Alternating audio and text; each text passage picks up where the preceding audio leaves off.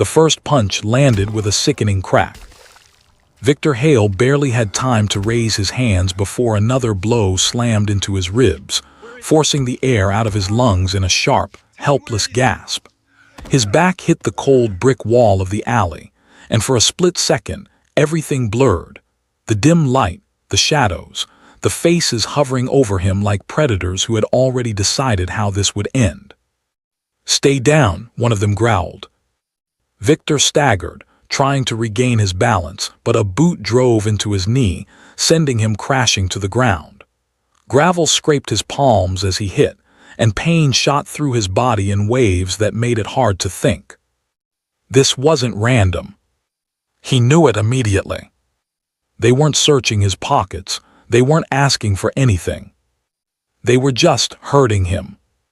Another kick landed, this time to his side. He curled instinctively, but that only made it easier for them. A fist slammed into his face. Warm blood filled his mouth. "Boss said don't kill him," another voice muttered. "Just make sure he understands." Victor tried to speak, but the words wouldn't come. His ears rang. His vision flickered. Understands what? That question echoed in his fading awareness as another strike came down.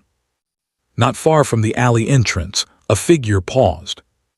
Nia Carter had been walking home, her steps steady, her mind already moving ahead to what she needed to do when she got back. Check on Mama Ruth, prepare her medication, make sure everything was in place for the morning. Then she heard it.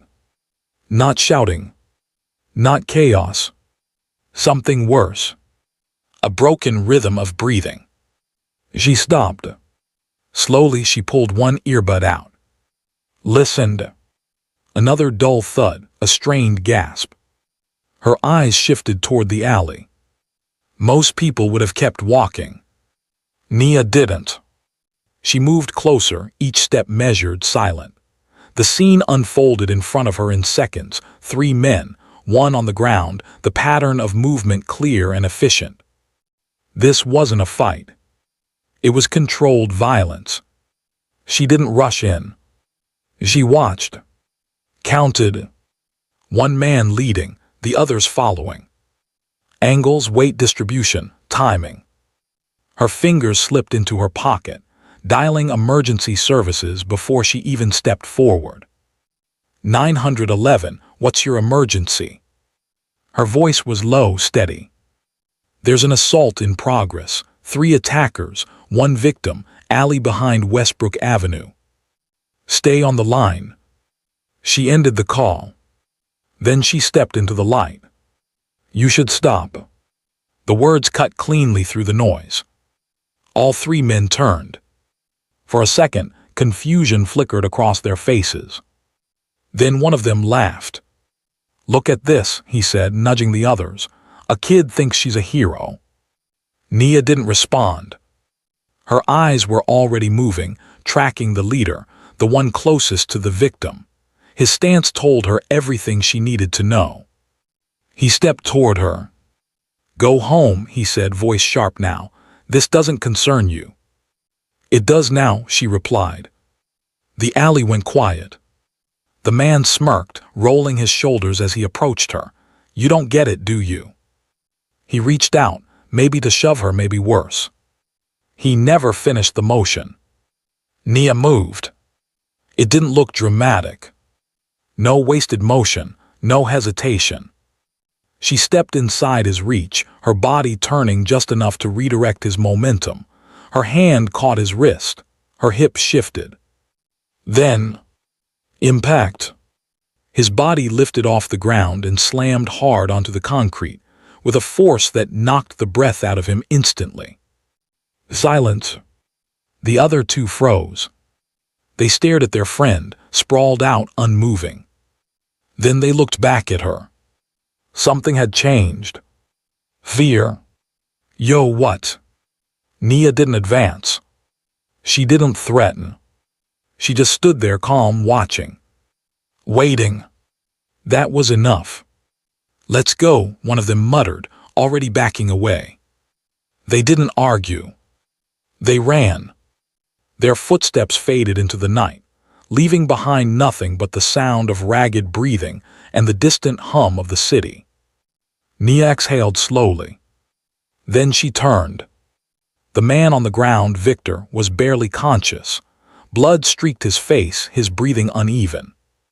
She dropped to her knees beside him. "Hey," she said, her voice softer now, "stay with me." His eyes fluttered open slightly. "Why?" he managed to whisper. She didn't answer that. Instead, she checked his pulse, strong but erratic. "You're going to be okay," she said. "Help is coming." A faint sound came from behind her. She glanced back. A boy stood at the edge of the alley, phone raised, recording. Their eyes met for a second.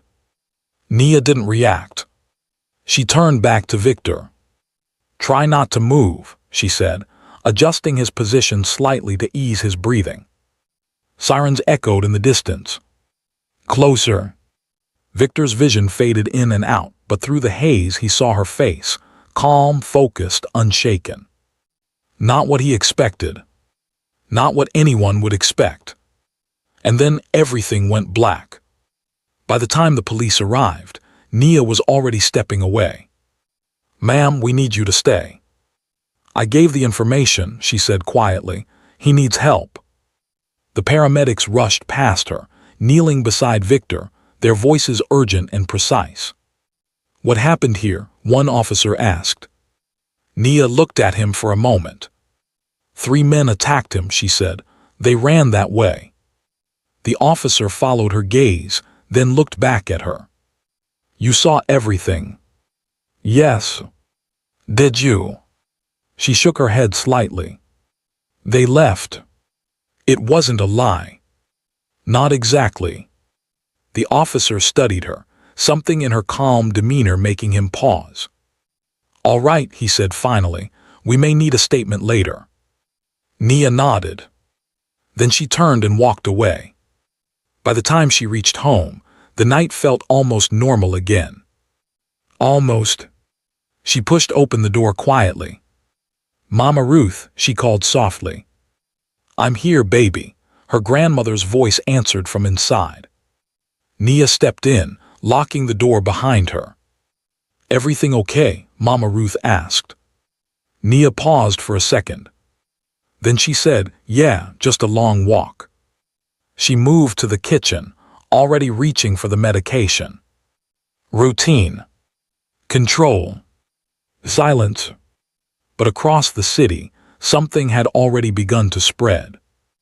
At exactly 10:04 p.m., the boy from the alley uploaded the video.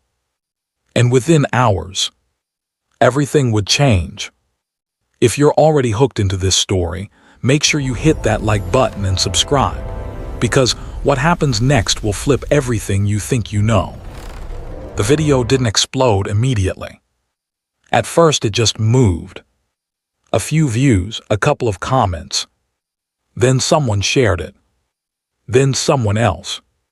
By midnight, it had crossed 100,000 views. By 2 a.m., it was everywhere. And by the time the sun came up, Nia Carter's quiet life had already begun to unravel. Liam Brooks stared at his phone, his heart still racing hours after he'd hit upload. "I'm telling you, bro, that wasn't normal," he said, packing his room as he replayed the clip for the 10th time. "She dropped him like it was nothing." His friend's voice crackled through the speaker. "You sure it's real?" "I was there," Liam snapped. "I saw it happen, no cuts, no tricks." On the screen, the moment played again. The man lunging forward. Nia stepping in. The sudden shift. The impact. The silence after. "Yo," his friend muttered, "that's insane." Liam didn't respond. He was already watching the comments flood in. "Fake. No way a kid did that. Look at her posture, that's training. Where are her parents? Why was she even there?" Liam frowned. "They're missing the point," he muttered to himself. He scrolled faster. More comments. More arguments. More attention. Across the city, In a hospital room filled with quiet beeping machines, Victor Hale opened his eyes. Pain hit him immediately. Sharp, heavy everywhere. He inhaled slowly, wincing. "You're awake," a voice said. Victor turned his head slightly. A nurse stood beside him, checking his vitals. "What happened?" he asked, his voice rough. "You were assaulted," she said gently. "You're lucky, it could have been worse." Victor's brow tightened. Fragments came back. The alley. The blows. The voices. Then, "Sir." "The girl," he said suddenly. "Where is she?" The nurse paused. "Girl."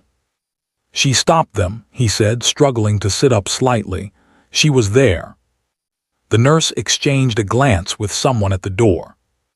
"You should rest," she said carefully. Victor didn't argue. But his mind wasn't resting. Not even close. At 7:12 a.m., Nia was already awake. Nothing about her routine had changed. She moved quietly through the apartment, preparing Mama Ruth's medication, checking the time, making sure everything was in place. "You're up early," Mama Ruth said, watching her from the small table. "I always am," Nia replied. Her voice was steady. Her movements precise. But something was different. Not on the outside. Inside. There was a shift. Mama Ruth studied her for a moment. "You sure you're all right?" Nia paused briefly. Then nodded, "Yeah." She handed her the medication. "Take this first." Mama Ruth took it slowly, her hands trembling slightly. "You work too hard, child." Nia didn't respond. She just watched until the pills were swallowed. Routine. Control. Normal. That's what she was trying to keep. By 8:30 a.m., the first sign that normal was gone appeared. "Yo, Nia." She stopped walking. The voice came from behind her. "A classmate. Marcus." He jogged up, holding his phone out. "Is this you?" Nia didn't look at the screen immediately. She already knew. Still, she turned her eyes toward it. There it was. The alley. The moment. Frozen just before impact. "Where did you get that?" she asked. "Bro, it's everywhere," Marcus said. "Like everywhere. This got millions of views already." Nia said nothing. Marcus leaned in slightly. "You didn't tell anyone you could do that." "I didn't think it mattered," she replied. He let out a short laugh. "Didn't matter, you dropped a grown man." Nia's expression didn't change. "It was necessary," she said. Marcus blinked. "Necessary." But she was already walking again. Conversation over. By the time she reached school, it was no longer quiet. Students were gathered in clusters. Phones out. Voices overlapping. "That's her." "No way, that's actually her." "Yo, say something." Nia kept walking. Eyes forward. No reaction. But the noise followed her. Whispers. Questions. Judgment. Inside the main office, Principal Hargrove stood with his arms crossed, watching the screen in front of him. The video played again. And again. And again. Beside him, a staff member shook her head. "This is getting out of control." Hargrove exhaled slowly. "Call her in." Nia stepped into the office 10 minutes later. She stood calmly, hands at her sides. "You wanted to see me." Hargrove studied her. "You've been very busy, it seems," he said. "I don't think so," she replied. He turned the screen toward her. The video paused mid-frame. "Care to explain?" Nia looked at it briefly. Then back at him. "There was an assault," she said. "I called emergency services." "And then," he pressed. "I intervened." Hargrove's eyes narrowed slightly. "You understand how serious this is?" "Yes." You used force. Yes. You could have seriously injured someone. They were already doing that, she replied calmly. The room went quiet. Hargrove leaned forward slightly. That's not your responsibility. Nia met his gaze. It became my responsibility when no one else acted. That answer lingered in the air. Heavy, uncomfortable. The staff member shifted. There was already a complaint filed about you earlier this week, she added. Aggressive behavior. Nia didn't react. Based on that, Hargrove continued, we're placing you on immediate suspension pending further review. Silence. Do you understand? Nia nodded once. Yes. No argument. No emotion. Just acceptance. Hargrove seemed almost thrown off by it. You may go. She turned and walked out. By lunchtime, the story had changed again. It wasn't just a viral video anymore. Now it was a debate. Was she protecting him or looking for a fight? Why was she in that alley? Who trained her? And behind the scenes, someone was smiling. Darren Pike leaned back in his chair, watching the news clip replay on his office screen. Questions are now being raised about the unidentified minor seen in the video. He chuckled softly. Perfect, he muttered. A man sat across from him, arms folded. You think this helps? Darren's eyes stayed on the screen. Oh, it does more than help, he said. It shifts attention. From what? Darren finally looked at him. From what actually matters. The man hesitated, and the girl. Darren's expression darkened slightly. She's a complication, he said, but complications can be handled. He picked up a file from his desk. Flipped it open. Nia Carter's name stared back at him. She doesn't even know what she stepped into, he added quietly. That evening, Nia returned home. The hallway was quieter than usual. Doors closed. Voices hushed. She reached her apartment and stepped inside. Mama Ruth looked up immediately. You're home early, she said. I got suspended, Nia replied. The words were simple, but they landed hard. Mama Ruth's face fell. What? Nia set her bag down. It's temporary. For what reason? Nia hesitated for a second, then said the video. Mama Ruth stared at her. What video? Nia didn't answer immediately. Instead, she pulled out her phone. Showed her. Mama Ruth watched in silence. Her hands trembled more than usual. When it ended, she looked up slowly. You did this. Nia nodded. You could have been hurt, Mama Ruth whispered. I was. That's not the point, her grandmother snapped, emotion rising. You don't put yourself in danger like that. Nia's voice stayed calm. He was already in danger. Mama Ruth shook her head, overwhelmed. Child, you don't understand how this world works. Nia looked at her. Really looked at her. Maybe I do, she said quietly. Silence filled the room. Heavy, unresolved. Outside, sirens echoed faintly in the distance. And somewhere across the city, the truth was getting closer to the surface. If you're starting to see how deep this story goes, don't forget to like this video and drop a comment, because what's coming next changes everything. The night didn't calm anything down. It only made things louder. By the time the clock passed midnight, the video had crossed millions of views. News pages picked it up. Reaction channels broke it down frame by frame. People who had never stepped foot in that neighborhood suddenly had opinions about it. And about her. Roll it back, the analyst said. On the screen, the clip slowed to half speed. Victor's attacker stepped forward. Nia moved. Right there, the analyst pointed. You see that? She doesn't panic, she doesn't hesitate, she reads him. Another expert leaned in. That's trained response, years of it. Not street fighting, the first added. That's controlled, intentional. Who teaches a kid that? No one answered that. But somewhere else, someone already knew. Marcus Reed stood in the center of the training room, arms folded, eyes locked on the same video playing across a small television mounted on the wall. The room was quiet. Students had gathered, whispering among themselves, glancing between the screen and their instructor.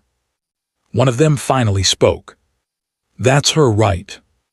Marcus didn't respond immediately. He watched the moment again. The foot placement. The timing. The restraint. Then he exhaled slowly. "Yeah," he said, "that's her." The room buzzed instantly. "No way. She never told anyone. I knew she was different, but this." Marcus raised a hand. Silence returned. "She didn't come here to show off," he said, "and she didn't train for attention." His voice was firm now. She trained so that if a moment ever came, she'd be ready. He turned off the screen. And that moment came. Back at the apartment, Nia sat quietly at the small table, her phone face down in front of her. Mama Ruth hadn't said much since earlier. The tension hadn't gone away. It had just settled. "You're not going back out tonight," her grandmother said finally. "I wasn't planning to," Nia replied. Mama Ruth nodded slowly, her fingers tapping lightly against the table, a habit she couldn't control. "They're talking about you," she said after a moment. "I know. People ask questions when they don't understand something," Mama Ruth continued, "and sometimes those questions turn into trouble." Nia looked up. "I didn't do anything wrong." "I know that," Mama Ruth said quickly, "but the world doesn't always care about that." Nia didn't argue. She just sat there quiet again, thinking. Across town, in a private hospital room, Victor Hale was no longer resting. He sat upright now, ignoring the discomfort, eyes fixed on a tablet in his hands. The video played again. And again. He paused it at the exact moment she stepped in. Zoomed in slightly. Her posture. Her focus. Her control. "This doesn't make sense," he murmured. A man standing near the door spoke up. "What part?" Victor didn't look away from the screen. "All of it," he said. "A kid doesn't move like that unless she's been trained for years." The man stepped closer. "You think it was coincidence, her being there?" Victor finally looked up. "No," he said. "I think the attack wasn't coincidence." The room went still. "You're saying—" "I'm saying someone wanted me there," Victor interrupted. "At that exact place, at that exact time." The man's expression tightened. "That's a serious claim." Victor handed him the tablet. "Look at the way they moved," he said. "They weren't improvising, they had a plan, a limit." The man watched the clip. "They didn't try to rob you," he admitted. "Exactly." Victor leaned back slightly, wincing. "So the question isn't why she was there," he said quietly. "It's why they were." The next morning, things escalated. Not slowly. Not quietly. But all at once. Nia woke up to the sound of knocking. Sharp, repeated. She was already out of bed before the second round hit the door. "I'll get it," she said, moving quickly before Mama Ruth could stand. She opened the door just enough to see. Two people stood outside. A woman holding a microphone. A man with a camera. "Hi," the woman said quickly. "We're with Channel 7. We just wanted to ask a few questions about the incident." "No," Nia said. And she closed the door. The knocking came again. Just a quick statement. Nia didn't respond this time. Mama Ruth stared at her. "Who was that?" "Media," Nia said. Her grandmother's face tightened. Already. Nia nodded. They'll go away, she added. But even as she said it, another voice echoed from the hallway. Is she in there? Try the other side. They said apartment 3B. Mama Ruth's hands started trembling more visibly now. This is not good, she whispered. Nia moved toward her. It's okay, she said calmly. They're just talking. Mama Ruth shook her head. No, this is how it starts. Nia paused. What do you mean? But Mama Ruth didn't answer immediately. Her eyes were distant now, remembering something. Something she didn't want to say out loud. Outside, the hallway buzzed with activity. Phones out. Whispers spreading. And at the far end, Darren Pike watched everything unfold. Quietly, carefully. He didn't approach. He didn't need to. He just observed. Then he turned and walked away. By midday, the narrative had shifted again. Now it wasn't just about what happened. It was about who she was. Sources say the young girl involved has a history of behavioral concerns. Questions remain about her training and background. Was this an act of heroism or something more complicated? At school, the suspension didn't stop the conversation. It amplified it. Teachers whispered in staff rooms. Students debated in hallways. And the administration. They started looking deeper. Principal Hargrove sat at his desk, flipping through a file. Nia Carter. Attendance records. Behavior reports. Notes. Most of it was unremarkable. Too unremarkable. Then, he paused. A recent complaint. Filed just days before the incident. Aggressive behavior. But the details were vague. Too vague. He frowned. This doesn't add up, he muttered. Across the city, Angela Brooks stepped out of her car, adjusting her jacket as she looked up at the hospital building. Her phone buzzed. Tell me you saw it, the voice on the other end said. I saw it, Angela replied. And she didn't answer immediately. Instead, she walked inside, her heels echoing against the polished floor. And I think there's more to it, she said finally. More how? Angela's eyes sharpened slightly. I think that girl just stepped into something bigger than she realizes. She ended the call and kept walking. Back in the apartment, Nia sat by the window, watching the street below. Cars passed. People moved. Normal life continued. But not for her. Not anymore. Her phone buzzed. She picked it up. Unknown number. She hesitated for a second. Then answered. Hello. There was a pause. Then a voice. Low. Unfamiliar. You should have kept walking. The line went dead. Nia stared at the phone. Her expression didn't change. But something behind her eyes did. A shift. A realization. This wasn't over. Not even close.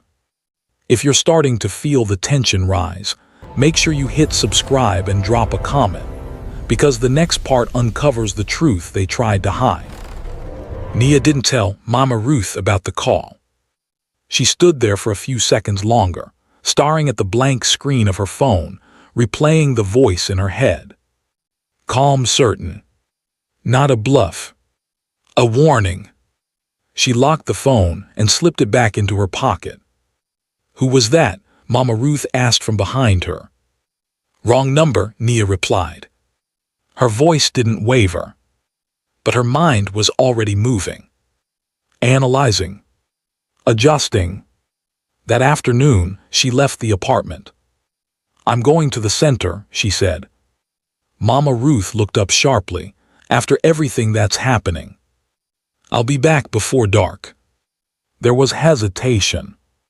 Fear. But Mama Ruth nodded slowly. Be careful. I will. Nia stepped out into the hallway. This time it was quiet. Too quiet. No reporters. No neighbors lingering. Just silence. She walked past the flickering light, down the stairs, and out into the street. The Marcus Reed Youth Center felt different the moment she stepped inside. Not because it had changed, but because everyone inside had. Conversation stopped. Eyes turned. Whispers followed. She's here. That's her. Nia ignored all of it. She walked straight toward the training room. Marcus Reed was already there. Waiting. You took your time, he said without turning. I had things to handle, Nia replied. He nodded slightly. Then he faced her. For a moment, neither of them spoke. Then Marcus stepped closer. You called it in before you moved, he said. It wasn't a question. Nia nodded once. Yes. And you didn't chase the others. No. Why? They weren't the immediate threat. Marcus studied her. Then slowly, he allowed himself a small nod. Good. The tension in the room shifted slightly. Approval from him wasn't common. The others noticed. Was I wrong? Nia asked. Marcus didn't hesitate. No, he said, but that doesn't mean it's over. Nia already knew that. I got a call, she said. Marcus's expression sharpened. What kind of call? A warning. Silence settled between them. Marcus exhaled slowly. Then it's starting sooner than I thought. What is? Nia asked. He didn't answer immediately. Instead, he walked past her, motioning for her to follow. Come on, he said, we need to talk. They moved into his office, away from the others. The door closed. Marcus leaned against the desk, arms crossed. You remember why I taught you the way I did? He asked. Nia nodded, to end situations quickly. That's part of it, he said, but the real reason. He paused. Because situations don't end when the fight is over. Nia held his gaze. I figured that out, she said. Marcus gave a short nod. Good, then listen carefully. His tone changed now. More serious. People who plan attacks like that don't like loose ends. You think they'll come after me? Nia asked. I think they'll consider it, he replied, and that's enough. Nia absorbed that. No fear. Just awareness. What should I do? Marcus pushed off the desk. Stay sharp, he said. Stay predictable in your routine, but aware within it.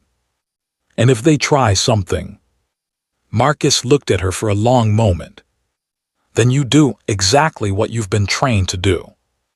Across the city, Angela Brooks stepped into Victor Hale's hospital room. He was already awake. Waiting. You're Angela, he said. And you're lucky to be alive, she replied. A faint smile touched his face. That's what they keep telling me.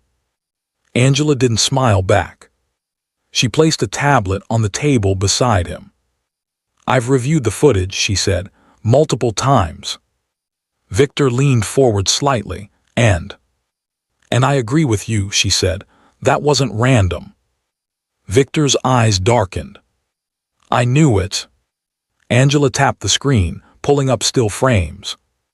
3 attackers, coordinated movement, controlled level of violence, she explained. They were holding back. Why? Victor asked. To send a message, Angela said. Victor exhaled slowly. From who? Angela didn't answer right away. Instead, she brought up another file. Financial records. Property documents. Connections. You've been in a dispute recently, she said. Victor's jaw tightened. Several. One stands out, Angela continued. A mid-level property supervisor named Darren Pike. Victor's eyes flickered. Recognition. Yeah, he's been pushing hard on a few deals. Angela nodded, too hard. She turned the tablet toward him. Call logs. Payments. Patterns. We're still verifying everything, she said, but the signs are there. Victor stared at the information, then leaned back. So he set this up, he muttered. It's not confirmed yet, Angela said, but it's where the trail is leading. Victor was silent for a moment. Then, the girl, he said. Angela looked at him. What about her? She stopped it, Victor said, if she hadn't. He didn't finish the sentence. He didn't need to. Angela nodded slightly. I'm aware, she said. Victor's expression hardened. Then make sure she doesn't get dragged into this. Angela's gaze sharpened. That might not be possible, she said. That evening Nia walked home. Same path. Same pace. But everything felt different now. Every sound. Every movement. Every shadow. She wasn't paranoid. She was aware. Halfway down the block, she noticed it. A car. Parked. Engine off. Windows tinted. It hadn't been there earlier. She didn't stop walking. Didn't look directly at it again. But she adjusted her path slightly. Angles. Distance. Options. As she passed, she caught a glimpse of movement inside. Someone was there. Watching. Her grip tightened slightly at her side. But her pace didn't change. Not even a fraction. She reached her building. Opened the door. Stepped inside. Only then did she allow herself a small exhale. Upstairs, Mama Ruth was waiting. You're late, she said. Had training, Nia replied. Mama Ruth studied her. You okay? Nia nodded. Yeah. A pause.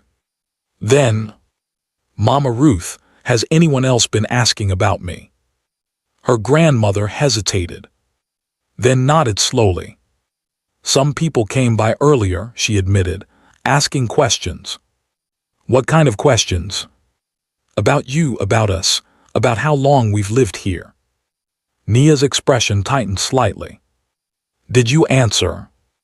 I told them nothing, Mama Ruth said quickly. I don't trust strangers asking about my family. Nia nodded. Good. Later that night, as the city quieted again, Darren Pike sat in his office. A phone pressed to his ear. You said it was handled, he said, his voice low but sharp. On the other end, someone spoke rapidly. Darren's jaw tightened. I don't care how it looks, he snapped. It wasn't supposed to go viral. He stood packing slowly. And now there's a witness, he continued, a very visible one. Another pause. Then, no, Darren said firmly, we don't move yet. He stopped walking. His eyes dark. We watch. A slow breath. And if she becomes a problem. He didn't finish the sentence. He didn't need to. Back in her room, Nia sat on the edge of her bed. Still. Quiet. Thinking. The call. The car. The questions. Pieces of a pattern. She lay back slowly, staring at the ceiling. Marcus's words echoed in her mind. Situations don't end when the fight is over. She understood that now. Better than ever. And somewhere deep down, she knew something else too. The next move was coming. If you're still watching, this is where the story gets deeper. Make sure you like, subscribe, and tell me in the comments what you think is really going on. The next move didn't come loudly. It came quietly. And it came early. At exactly 6:18 a.m., Nia heard the sound. A sharp hiss. Then, silence. Her eyes opened instantly. She didn't sit up right away. She listened. Counted. Nothing. Slowly, she slid out of bed and moved toward the window. Pulled the curtain just enough to see. Her bike was leaning where she left it the night before. But something was wrong. The front tire. Flat. Not just flat. Cut. Clean. Deliberate. Nia's jaw tightened slightly. Not anger. Recognition. By the time she stepped into the kitchen, Mama Ruth was already awake. "You're up early again," she said. Nia nodded. "Did you hear anything last night?" Mama Ruth frowned. "No, should I have?" Nia shook her head. "Probably not." She didn't mention the bike. Not yet. An hour later, the second move came. This one didn't hide. It knocked. Hard. 3 times. Nia reached the door before Mama Ruth could stand. She opened it halfway. Darren Pike stood there. Calm. Smiling. "Morning," he said. Nia didn't return the smile. "What do you want?" Darren's eyes flickered briefly at her tone. Then he chuckled. "Straight to it," he said. "I like that." He held up a folded paper. "Just following up on your lease situation." Nia didn't take it. "We already received notice." "Yes," Darren said, "but this one's updated." Silence. "Open it," he added. Nia took the paper slowly. Unfolded it. Her eyes scanned the page. Then stopped. The timeline had changed. Not 15 days anymore. 7. Her grip tightened slightly. "That's not legal," she said. Darren shrugged. "Depends on how you look at it." Nia looked up at him. "You're pushing too hard." His smile faded just a little. "Am I?" he said quietly. A pause. Then, "You've been getting a lot of attention lately," Darren continued. "That kind of spotlight brings complications." Nia didn't respond. She just watched him. Studied him. The way he stood. The way he spoke. Everything about him felt controlled. Measured. "And sometimes," Darren added, his voice dropping slightly, "people in the spotlight forget where they're standing." Nia stepped forward, just enough to close the distance between them. "I know exactly where I'm standing," she said. For a brief moment, something flickered in Darren's eyes. Not fear, but something close to it. Then it was gone. "Good," he said. He turned to leave. Then stopped. "Oh, and one more thing," he added without looking back. "Next time, keep walking." The door closed. Inside, Mama Ruth stared at Nia. "What did he say?" Nia folded the paper slowly. "He shortened the deadline." Mama Ruth's face drained of color. "How much time?" "A week." The silence that followed was heavy. Crushing. "That man," Mama Ruth whispered, shaking her head, "he's trying to push us out." Nia didn't argue. Because she knew. That's exactly what he was doing. Across town, Angela Brooks sat at her desk, flipping through documents with sharp, focused movements. Phone records. Transaction histories. Surveillance stills. Each piece added weight to the same conclusion. Her assistant stepped in. "You're going to want to see this," he said, handing her a tablet. Angela took it. A new clip. Different angle. Grainy security footage from a nearby store. Time-stamped minutes before the attack. She pressed play. 3 men stood near the alley entrance. Talking. Waiting. Then, a 4th figure appeared briefly. Not clear, but distinct. Angela paused the video. Zoomed in. Enhanced. Her eyes narrowed. "Get me everything we have on Darren Pike," she said.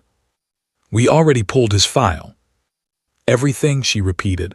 Financials, calls, associates. I want his entire pattern. Her assistant nodded quickly. On it. Angela leaned back slightly, staring at the paused frame.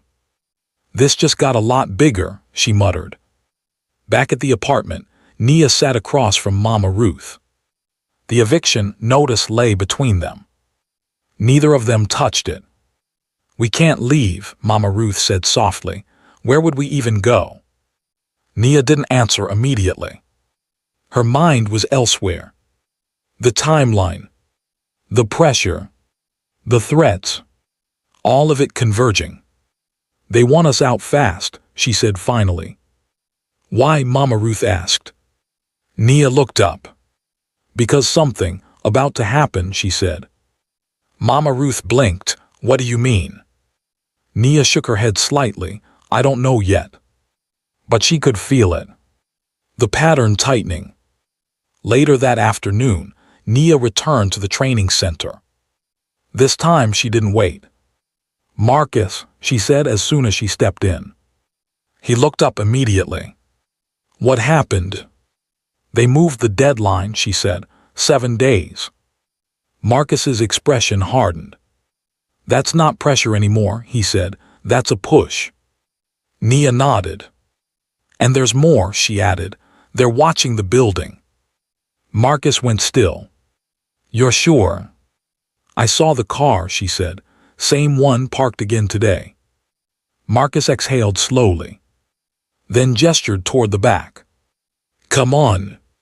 Inside the office, the door shut behind them. Marcus leaned forward, hands on the desk. They're accelerating, he said. So are we, Nia replied. He looked at her. You're not handling this alone. I didn't say I was, she said. A pause. Then, what do you know about Victor Hale? She asked. Marcus raised an eyebrow. Why? He's connected, Nia said. I can feel it. Marcus studied her for a moment. Then nodded slowly. You're not wrong, he said. That center you've been training in. Nia waited. Marcus continued. It's funded by him. Silence. For the first time, Nia's composure cracked, just slightly. What? Marcus nodded. He's been backing this place for years, he said, quietly. Nia processed that. The alley. The attack. The connection. Everything aligned. That's why they targeted him, she said. Marcus didn't argue. Looks that way. Nia's eyes sharpened. And now we're in the middle of it. That night the third move came. This one didn't knock. It sent a message. Direct. Clear. Unmistakable. Nia's phone buzzed. She picked it up. A photo. Her building. Taken from across the street. Time-stamped minutes ago. Below it a message. Last warning. Nia stared at it. Her expression didn't change. But something inside her did. A line had been crossed. She stood up slowly. Walked into the main room. Mama Ruth looked up. What is it? Nia held up the phone. Showed her. Mama Ruth's hands began to shake uncontrollably. Oh my God. Nia stepped closer. It's okay, she said. No, it's not, Mama Ruth whispered. They're watching us. Nia placed a hand gently over hers. Then we stop reacting, she said quietly. Mama Ruth looked at her confused. What do you mean? Nia's voice was calm. Steady. We make the next move. Across the city, Darren Pike sat in his office again. Phone in hand. Waiting. A message popped up. Photo sent. Darren smiled slightly. Good, he murmured. He leaned back in his chair, completely at ease. She'll fold, he said to himself. Everyone does eventually. But across town. Nia Carter was already thinking 3 steps ahead. And this time, she wasn't just reacting anymore. If you're still watching, you already know. This is no longer just a story, it's a battle. Hit like, subscribe, and tell me in the comments, what would you do in Nia's position? Nia didn't sleep much that night. Not because she was afraid, but because she was thinking. Every move so far had followed a pattern: pressure, intimidation, escalation. Darren Pike wasn't reacting emotionally. He was calculating. So she did the same. By morning, she already had a plan. "Mama Ruth," she said gently, setting a cup of tea in front of her, "I need you to trust me today." Her grandmother looked at her carefully. "I always trust you, but I don't like where this is going." "I know," Nia replied, "but we can't wait for them to make the next move." Mama Ruth hesitated. "What are you going to do?" Nia met her eyes. "End it." The word hung in the air. Heavy. Final. Across the city, Angela Brooks stepped into the hospital room again, this time with purpose. Victor Hale was already dressed, ignoring the protests of the nurse nearby. "You shouldn't be standing," she said. "I've been told worse," Victor replied calmly. Angela didn't waste time. "I have enough," she said. Victor turned. "Enough for what?" "To bring him down." She placed a folder on the table. Inside, phone records linking Darren Pike to the attackers. Financial transfers through a shell company. Surveillance stills placing him near the scene. Victor flipped through it slowly. His jaw tightened with every page. "He thought he could scare me into signing," Victor muttered. Angela nodded, and when that didn't work, he escalated. Victor closed the folder. "What about the girl?" Angela didn't hesitate. "She's the reason we got this far this fast." Victor exhaled slowly. "Then we make sure she's protected."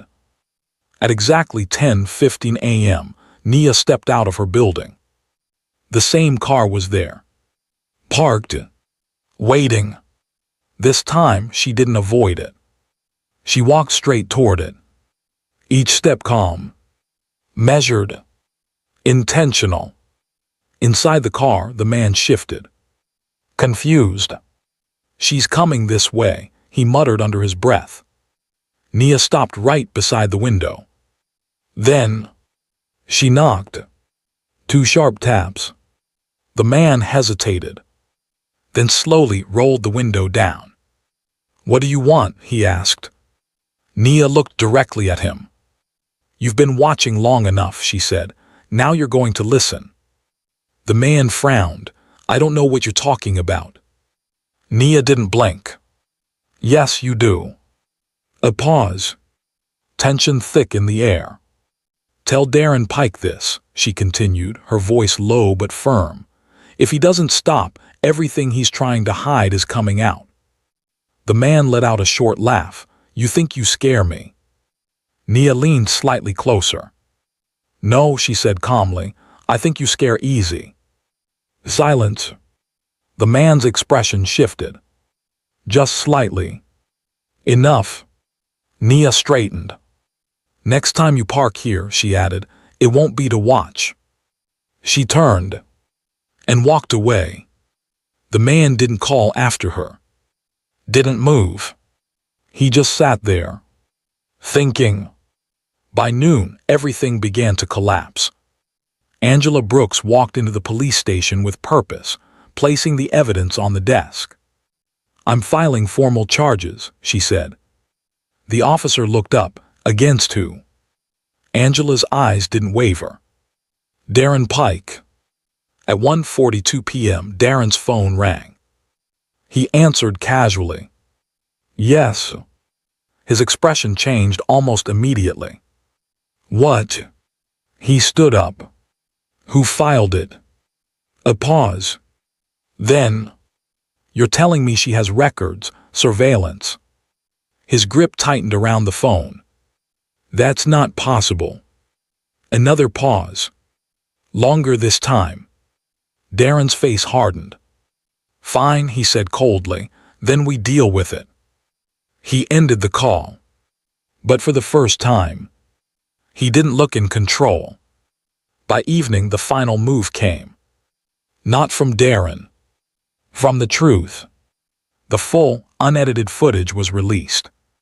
Every second. Every angle. Clear. Undeniable. It showed the attackers waiting. The moment Victor entered the alley. The coordinated assault. The exact second Nia arrived. The call she made before stepping in. And just like that, the narrative flipped. She didn't start anything. She saved his life. This was planned. The same media that questioned her now defended her. Loudly. Publicly. At 7:10 p.m., officers arrived at Darren Pike's office. He didn't resist, but his eyes said everything. Cold, calculated, and furious. As they placed the cuffs on him, he spoke quietly. "This isn't over." One of the officers tightened his grip slightly. "It is for you." Back at the apartment, Mama Ruth held Nia tightly. "They're saying your name everywhere," she whispered. Nia stood still in her arms. Not overwhelmed. Not proud. Just steady. "It's over," Mama Ruth said. Nia looked past her. Out the window. At the street. At the place where the car used to sit. "It's finished," she replied quietly. A few days later, the city felt different. Not because everything had changed, but because something had been exposed. Victor Hale stood at a podium, cameras flashing. "I owe my life to someone who didn't hesitate," he said. He paused, then continued. "And because of that, things are going to change." He announced a full rent freeze across his properties, a tenant protection board, expanded funding for the Marcus Reed Youth Center, and a new program, he added. He looked directly into the cameras, called the One Step Initiative. At the center, Nia stood off to the side as the announcement played on a small screen. The other students watched in awe. "That's because of you," one of them said. Nia shook her head. "No," she replied, "it's because of what happened." Marcus stood nearby, arms folded. "You made a choice," he said. Nia looked at him. "So would you have?" Marcus gave a slight nod. "Maybe," he said. "But you were the one who was there." Later that evening, the room was quieter. The younger kids gathered around her. "Can you show us how you did it?" one of them asked. Nia looked at them for a moment, then stepped forward. "Not how I did it," she said. "How to think before you do it." They listened. Carefully. Across the city, the hashtag spread. Not about violence. Not about fame. But about timing. Precision. Courage. One step. And in a small apartment on a quiet street, Nia Carter sat at the table again. Same place. Same routine. Mama Ruth smiled softly at her. "You're still the same," she said. Nia nodded. "Yeah." But both of them knew. Something had changed. Not in who she was, but in what the world now saw. Because sometimes, it only takes one moment, one decision, one step forward in the dark, to expose everything. If you made it this far, don't forget to like, subscribe, and drop your thoughts in the comments.